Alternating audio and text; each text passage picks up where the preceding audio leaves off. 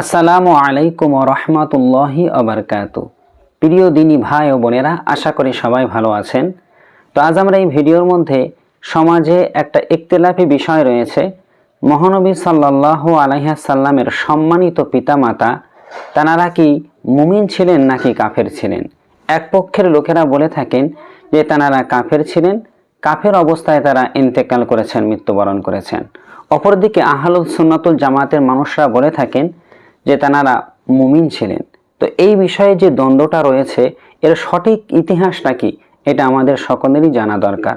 না হলে এই বিষয়ে আমরা কিন্তু বাড়াবাড়িও করতে পারি এবং ভুলের মধ্যেও থাকতে পারি। তাই সঠিক ইতিহাসটা আমাদের সকলেরই জেনে নেওয়া উচিত। প্রথমেই আমরা জেনে নিই, যে সমস্ত ভাইয়েরা বলে থাকেন মহানবী সাল্লাল্লাহু আলাইহি সাল্লামের পিতামাতা তানারা কাফের ছিলেন, তাদের দলিলটা কি রয়েছে। তারা দলিল হিসাবে একটা যুক্তি পেশ করে থাকেন যে মহানবী সাল্লাল্লাহু আলাইহি সাল্লাম 40 বছর বয়সে তিনি নবুয়াত পেয়েছেন, আর তানার পিতামাতা আমার নবী সাল্লাল্লাহু আলাইহি সাল্লাম নবুয়াত প্রাপ্তি হওয়ার অনেক পূর্বেই ইন্তেকাল করেছেন। তানার পিতা ইন্তেকাল করেছেন দুনিয়ায় আমার নবী জন্মগ্রহণ করার আগেই। তানার মাথা আমার নবী সাল্লাল্লাহু আলাইহি সাল্লামের যখন 6 বছর বয়স হলো, তখন তানার মাতা আমিনা ইন্তেকাল করেছেন। তাহলে তাদের যুক্তি হলো এটাই, যেহেতু আমার নবী 40 বছর পরে নবুয়াতের দায়িত্বটা পেলেন, তারপরে তিনি মানুষের কাছে রিসালাতের বার্তা পৌঁছে দিলেন, তাওহীদের বার্তা পৌঁছে দিলেন। তো সেই সময় তো তারা দুনিয়ায় ছিলেন না, তো তাহলে কিভাবে তারা ইসলাম ধর্ম কবুল করলেন? এই জন্য এই যুক্তির ভিত্তিতে তারা বলে থাকেন আমার নবী সাল্লাল্লাহু আলাইহি সাল্লামের পিতামাতা তানারা মুমিন ছিলেন না। তবে আহলুস সুন্নাতুল জামাতের পক্ষ থেকে তাদের এই যুক্তির বিরুদ্ধে কোরআনের একটা আয়াত পেশ করা হয়েছে। আর মনে রাখা দরকার, যখন কোরআন হাদিস থেকে কোনো বিষয়ের সুস্পষ্ট দলিল পাওয়া যায়, ওই বিষয়ে আর যুক্তি থাকে না। তো কোরআনের কি আয়াত থেকে তারা দলিল দিয়েছে? কোরআন মাজিদের মধ্যে একটা আয়াত রয়েছে, আল্লাহ পাক রব্বুল আলামিন বলছেন মিল্লাতা আবিকুম ইব্রাহিমা ওহুয়া সাম্মাকুমুল মুসলিমিন। স্বয়ং আল্লাহ পাক রব্বুল আলামিন নিজেই বলছেন, যারা নবী ইব্রাহিম আলাইহিস সালাতু ওয়াস সালামের মিল্লাতের উপরে প্রতিষ্ঠিত ছিল, অর্থাৎ নবী ইব্রাহিম আলাইহিস সালামের ধর্মের উপরে যারা প্রতিষ্ঠিত ছিল, তারাও ছিল মুসলমান। সুবহানাল্লাহ।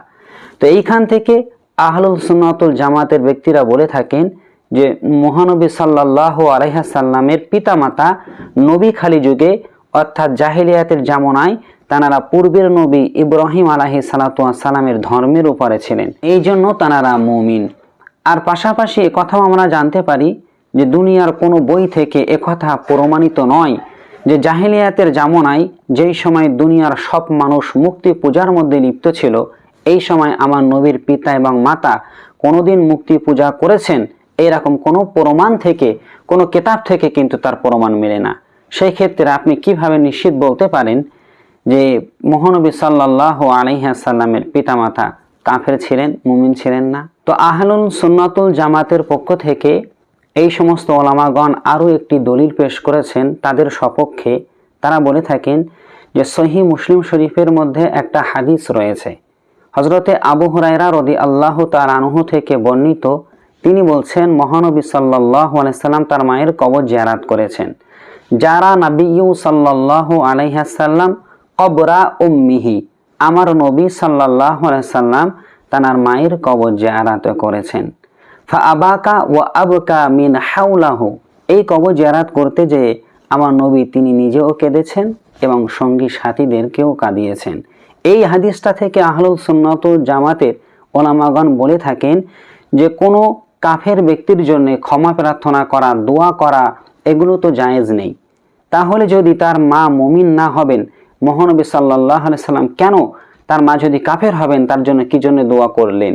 কারণ আল্লাহ পাক রব্বুল আলামিন এই বিষয়ে সুস্পষ্ট নিষেধাজ্ঞা জারি করে দিয়েছেন। যেমন আপনারা যদি কোরআন মাজিদে সূরা তাওবার 113 নম্বর আয়াতটা খুলে দেখেন, সেখানে আল্লাহ বলছেন মা কানা লিন নবী ওয়াল্লাযীনা আমানু আইয়াস্তাগফিরা লিল মুশরিকিন ওয়ালাউ কানু উলিল কুরবা। আল্লাহ বলছেন যে নবীগণ এবং যারা ঈমানদারগণ, মুমিনগণ, তাদের জন্য জায়েজ নেই কোনো কাফের ব্যক্তির জন্য ক্ষমা প্রার্থনা করা, এবং যদি তারা তাদের নিকট আত্মীয় হয় তাও তাদের জন্য ক্ষমা প্রার্থনা করা যাবে না। সূরা তাওবার 113 নম্বর আয়াতে নিষেধাজ্ঞা রয়েছে। তো আহলুল সুন্নাত ওয়াল জামাতের ব্যক্তিরা বলে থাকেন, যদি মহানবী সাল্লাল্লাহু আলাইহি ওয়াসাল্লামের মা তিনি যদি মুমিন না হবেন, তাহলে নবী কেন তার জন্য ক্ষমা প্রার্থনা করলেন, কেন তার কবর জিয়ারত করলেন? নিশ্চয়ই এখান থেকে বোঝা যায় যে তার মা মুমিন ছিলেন। কিন্তু ওই হাদিসের পরে আরো দুটো শব্দ রয়েছে। আমার নবী বলছেন যে আমি আমার মায়ের জন্য ক্ষমা প্রার্থনা করার জন্য আল্লাহর কাছে অনুমতি চাইলাম, কিন্তু আল্লাহ আমাকে অনুমতি দিলেন না। এরপরে আমি তার কবর জিয়ারত করার জন্য অনুমতি চাইলাম, তো তখন আমাকে অনুমতি দেওয়া হলো। তো এই যে অনুমতি দিলেন না, এই কথাটাকে কেন্দ্র করে ওই সমস্ত ব্যক্তিরা আবার বলে থাকেন, যদি ওনার মা মুমিন হবেন তাহলে আল্লাহ কেন অনুমতি দিলেন না? আহলুল সুন্নাত ওয়াল জামাতের পক্ষ থেকে এর জবাবে বলা হয়েছে, মহানবী সাল্লাল্লাহু আলাইহি সাল্লামের আম্মা জানের কোনো গুনাহা ছিল না, পাপ ছিল না। এই জন্যে তানার জন্য ক্ষমা প্রার্থনা করার অনুমতি আল্লাহ দেননি, কারণ তানার কোনো গুনাহ নেই। যদি তার জন্য আমার নবী ক্ষমা প্রার্থনা করত, তাহলে দুনিয়ার মানুষরা মনে করবে যে তানার মা ছিল একজন গুনাহগার। এই জন্য আমার নবী যখন তার মায়ের জন্য কবর জিয়ারত করার অনুমতি চাইলেন, আল্লাহ অনুমতি দিলেন। আবার আমাদের এই সপক্ষে, এই যুক্তির সপক্ষে কোরআনের আরো একটা আয়াতের দলিল রয়েছে। আপনি সূরা তাওবার 84 নম্বর আয়াতটা খুলে দেখেন, সেখানে আল্লাহ বলছেন যে হে নবী, তুমি কখনো কোনো মুনাফিক এবং কোনো কাফেরের জানাজা নামাজ পড়বে না আর তার কবরের ধারে দাঁড়াবে না। একদম সুস্পষ্ট নিষেধ রয়েছে সূরা তাওবার 84 নম্বর আয়াত। তাহলে এই আয়াত থেকে দিনের আলোর মতো পরিষ্কার হয়ে যায় যে কোনো কাফের ব্যক্তি, মুনাফিক ব্যক্তির জানাজা নামাজ পড়া এবং তার কবরের ধারে দাঁড়ানোরও অনুমতি নেই। তাহলে এই সব দলিলের ভিত্তিতে প্রমাণ হয়ে যায় যে আহলুল সুন্নাত ওয়াল জামাতের সপক্ষে কোরআন ও হাদিসের দলিল রয়েছে। এমনকি আরো একটা হাদিস পাওয়া যায়, মা আয়েশা রাদিয়াল্লাহু তাআলা আনহা থেকে বর্ণিত, তিনি বলেন যে মহানবী সাল্লাল্লাহু আলাইহি সাল্লাম আল্লাহর কাছে দোয়া করেছিলেন, আল্লাহ পাক রব্বুল আলামিন আমার নবীর দোয়াটা কবুল করে তার পিতামাতাকে সাময়িক সময়ের জন্য জীবিত করে দেন। নবী সাল্লাল্লাহু আলাইহি সাল্লাম তাদেরকে কলমা পড়িয়েছিলেন। কিন্তু এই হাদিসটার উপরে অনেকে আপত্তি তুলে বলে থাকেন হাদিসটা জয়ীফ হাদিস, দুর্বল হাদিস, এবং এর সমর্থনে অনেক মুহাদ্দিসের মত রয়েছে, এটা অস্বীকার করার জায়গা নেই।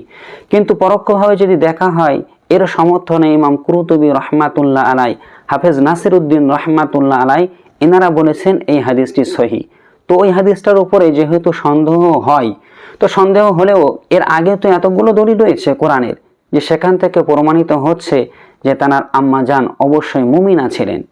এবং আপনি যদি সিরাতের কিতাবটা লক্ষ্য করে দেখেন, নবীজির যে জীবনের কিতাবগুলো রয়েছে, তার ভিতরে একটা কিতাবের মধ্যে এরকমও লেখা রয়েছে যে আমিনা রাদিয়াল্লাহু তাআলা আনহা বলছেন, আমার গর্ভে যখন মহানবী সাল্লাল্লাহু আলাইহি সাল্লাম ছিলেন, আমি এই সময় ভালো ভালো স্বপ্ন দেখতাম। তো একদিন স্বপ্নের মধ্যে এক ব্যক্তি আমাকে এসে বলছে, আমিনা, তুমি এমন একটা সন্তানকে গর্ভে ধারণ করেছো, ইনি হলেন সমস্ত নবীদের সর্দার, দুনিয়ার মধ্যে সবচাইতে শ্রেষ্ঠ মানুষ হলেন ইনি। সুতরাং তুমি কখনো এমন কাজ করো না, তোমার কারণে তোমার সন্তানটার যেন অপমানিত হতে হয়। এরকম নির্দেশ তাকে স্বপ্নের মধ্যে দেওয়া হলো। তো আমিনা বলেন, আমি ম্যাক্সিমাম দিন এরকম ভালো ভালো স্বপ্ন দেখতে থাকি। এই বিষয়ে সেই জামানার একজন বয়োজ্যেষ্ঠ মহিলার সঙ্গে পরামর্শ করলে তিনি বলছেন, তোমার উপরে শয়তানের কুদৃষ্টি পড়েছে, তো তুমি এক কাজ করতে পারো, হাতে লোহার বালা পরতে পারো। তো আমি হাতে লোহার বালা পরলাম। তো তার পরের দিনও আমি সেই একই স্বপ্ন দেখলাম। ওই ব্যক্তি এসে আমার ওই লোহার বালার দিকে তিনি তীক্ষ্ণ দৃষ্টি দিলেন, লোহার বালাগুলো হাত থেকে ভেঙে খুলে পড়ে গেল এবং আমাকে ধমকের স্বরে বলছেন, আমি তোমাকে নিষেধ করেছিলাম, তুমি এমন একটা সন্তানকে গর্ভে ধারণ করেছ, এই সন্তানটা সাধারণ কোনো সন্তান নয়, তুমি এমন কোনো কাজ করো না তোমার কারণে যেন তোমার সন্তানের মান সম্মান চলে যায়, অপমানিত হতে হয়, তারপরেও তুমি এই কাজ কেন করলে? তো আমিনা বলেন যে এই স্বপ্ন দেখার পরপরই আমার যখন ঘুম ভেঙে গেল, আমি ঘুম থেকে উঠে দেখি সত্যি সত্যি আমার হাত থেকে লোহার বালাটা ভেঙে বিছানায় পড়ে রয়েছে। এবং আমি ওই দিন ওয়াদা করলাম, আজকের পর থেকে আমি আর কখনো কোনো প্রকার কুসংস্কার, শিরিক কোনো কিছুর মধ্যে লিপ্ত হব না। এই ঘটনা থেকে এটাও প্রমাণিত হয়ে যায় যে আমিনা রাদিয়াল্লাহু তাআলা আনহা নিজের বক্তব্য যে আমি কখনো শিরকের মধ্যে, কুফরের মধ্যে লিপ্ত হব না। তাহলে তিনি তো কোনো সময় পাপ কাজ করেননি। তিনি দ্বীনে হানিফের উপরে, অর্থাৎ ইব্রাহিম আলাইহিস সালাতু ওয়াস সালামের দ্বীনটাকে মেনে চলতেন।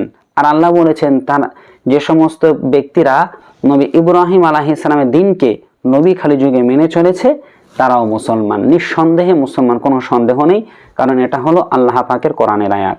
এবং আমরা যদি বুখারী শরীফের কিছু ব্যাখ্যা দেখি, সেখান থেকে আমরা আরও পরিষ্কার হতে পারবো যে ফিতরাতের যুগে, অর্থাৎ নবী ঈসা আলাইহিস সালাতু ওয়াস সালামের পরে নবী মুহাম্মদ আলাইহিস সালাম দুনিয়ায় আসা পর্যন্ত, নবী মুহাম্মদ সাল্লাল্লাহু আলাইহি সাল্লাম দুনিয়ায় আসা পর্যন্ত মাঝখানের এই যে লম্বা গ্যাপ সময়টা ছিল, এই সময়ে মানুষ অনেক মূর্তি পূজা বা জাহেলিয়াতের যুগ ছিল, মানুষ এই সমস্ত খারাপি কাজ করত, কুসংস্কারের মধ্যে লিপ্ত ছিল। কিন্তু একেবারেই যে তৌহিদপন্থী মানুষ সেই সময় ছিল না, এইটা ইতিহাস বলে না, বরং ঐতিহাসিকগণ বলেন ওই সময় তৌহিদবাদী মানুষের সংখ্যা ছিল কিন্তু খুবই কম ছিল। যেমন তাদের মধ্যে বুহাইরা রাহেব, ওরাকা ইবনে নাহফেল সকলের সম্মতিক্রমে তারা সবাই বলেছেন যে এনারা মুমিন ছিলেন, এনারা দিনে হানিফির উপরে, ইব্রাহিম আলাইহিস সালাতু ওয়াস সালামের দ্বীনের উপরে প্রতিষ্ঠিত ছিলেন। আমার নবী বুখারী হাদিসের মধ্যে আছে যে আমি স্বপ্নে দেখলাম ওরাকা বিন নওফেলকে, যে তিনি সাদা পোশাক পরিধান করে রয়েছেন। আর স্বপ্নে যদি কোনো ব্যক্তি কোনো মৃত ব্যক্তিকে সাদা পোশাক পরিধান করা অবস্থায় দেখে, তাহলে মনে করতে হবে ওই ব্যক্তি জান্নাতের অধিকারী। তো এই সব কিছু থেকে প্রমাণিত হয়ে যায় যে আমার নবী সাল্লাল্লাহু আলাইহি ওয়াসাল্লামের পিতা মাতা তানারা কাফের ছিলেন না, মুমিন ছিলেন। যারা একটা দলিল পেশ করেন শুধুমাত্র যুক্তি, তাদের যুক্তি কোরআনের এবং হাদিসের এই মোকাবিলার জন্য যথেষ্ট না। এই জন্য আমরা কোনো সময় যেন নবীর পিতামাতার বিরুদ্ধে কোনো খারাপ মন্তব্য না করি এবং আমার নবীকে যেন কষ্ট না দেই। কোনো পিতামাতাকে যদি আমরা গালমন্দ করি, অবশ্যই সন্তানের তো কষ্ট হবে। একই রূপে যদি আমরা আমার নবীর পিতামাতাকে কাফের বলে গালমন্দ করি, আমার নবীর হৃদয় তো কষ্ট পাবে। আপনি এই বিষয়টা খেয়াল করবেন। এটা আকীদার কোনো বিষয় না, তবে এটা মহব্বতের বিষয়, ইশকের বিষয়। তো অবশ্যই আমরা বিশ্বাস করব এবং আল্লাহর কাছে এই কামনাই করব, আল্লাহ যেন নবীর পিতামাতাকে জান্নাতের উচ্চ মাকাম দান করেন। সকলেই বলি আল্লাহুম্মা আমিন।